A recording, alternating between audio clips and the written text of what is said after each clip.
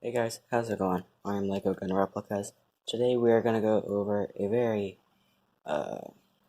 famous rifle, one that has seen action throughout the Russian armed forces and still sees uh, service today in smaller countries. But anyway, here we have it, the Lego Mosin Nagant.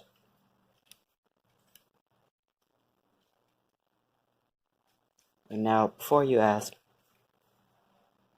where's the trigger? This rifle, as you can see, does not have a trigger. And it's because of two things. One is because I'm really lazy, and two, it's actually how the bolt slides and cycles, and it's just fairly hard. As you can see, well, you can't see,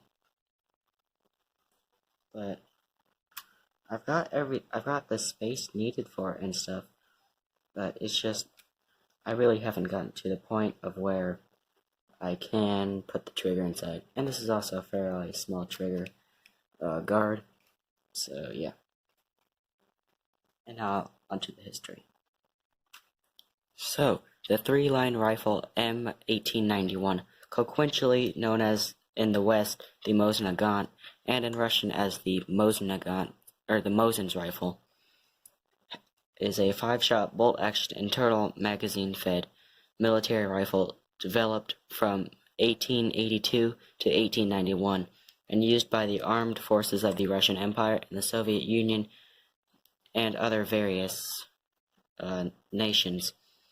It is one of the most produced bolt-action rifles in history, with over 37 million units have been made since its inception in 1891. And in spite of its age, it has been used in various conflicts around the world up to modern day. It's primarily found chambered in its original 7.62mm cartridge. So, during the Russo-Ottoman War of 1877 through 1878, Russian troops, armed mostly with Bergden single-shot rifles, suffered heavy casualties against Turkish troops equipped with Winchester repeating rifles. This, particularly at the bloody siege of Pelvin, showed Russian comrades the need to modernize the general infantry weapon of the army. Various weapons were acquired and tested by the GAU of the Ministry of Defense of the Russian Empire, and in 1889, the Label 1886 was obtained through semi-official channels from France. It was supplied together with a model of cartridge and bullet, but without the primer and the smokeless powder. Those problems were solved by the Russian scientists and engineers. So let's go over some of the details of this amazing rifle, starting at the back. Here we have the stock, and this one, well, it's actually pretty nice looking. It carries that general slope throughout, and it overall looks pretty nice, and when you shoulder it, it feels very nice as well. The only problem is actually weight. When you try to handle this rifle one-handed, it can work for a amount of time, but then will just snap. And honestly, the connections between the stock and the rifle itself isn't that great. So I do kind of have to use two hands during the operation and moving of this rifle. Next we have the bolt, which, to be honest, is a really interesting thing to begin with. As you can see, it's just kind of got like this extra metal here on the side, which I've tried to replicate. And I did not know this when I was first building the rifle, but this is your safety. Yep, that's it. Obviously, here's like the striker, or like the primer or whatever. You have your bolt, and then like some sort of guide for the rifle right there. And I've come up with a concept to lock the bolt. Unlike my Car 98, you could see that I obviously had a safety on it, but could not actually figure it in a way that it would actually stop the bolt. Here, I've actually got something. So right here, you can see just the piece that is like attached to the bolt itself right here. And obviously, you've got more of the bolt right here. And if you can see the color differentiation, you can see that they're just connected together. Then you can freely move the bolt and stuff. It's really nice, and I'm quite proud of it.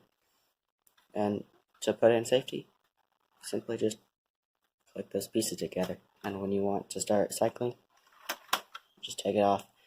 And this piece, this just long piece right here does a great job at just stopping it. And so yeah, next we have the magazine. The magazine is has a really interesting look to it, but overall I think it looked very well. Now the handguard. Yeah, so many variations. I originally had these little circular pieces right here, back here, then further looks at it showed that it was inside like the hand grip, so I changed a lot of stuff to actually make both sides go in.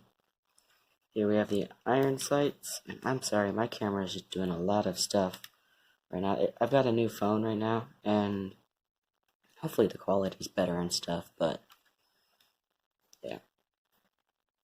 So here we have the iron sights, the two little stubs on both sides again. And yep, just normal iron sights, and then curves down. Well, it doesn't necessarily curve, but it kind of just like goes up for some reason right there.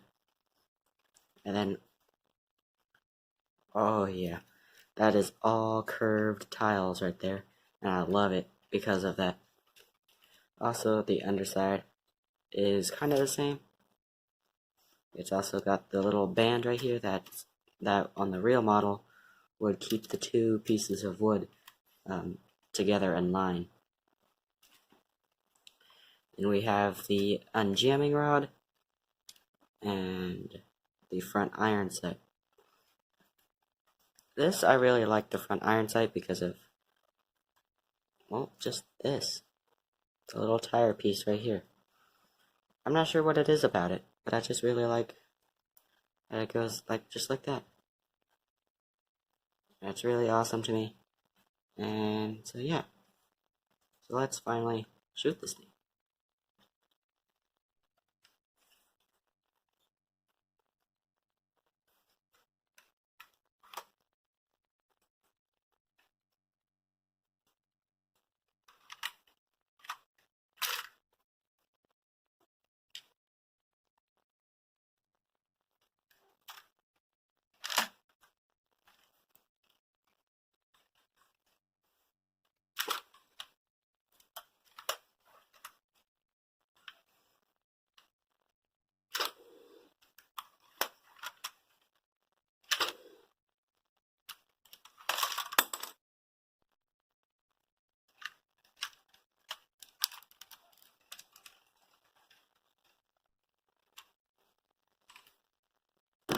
Oh jeez.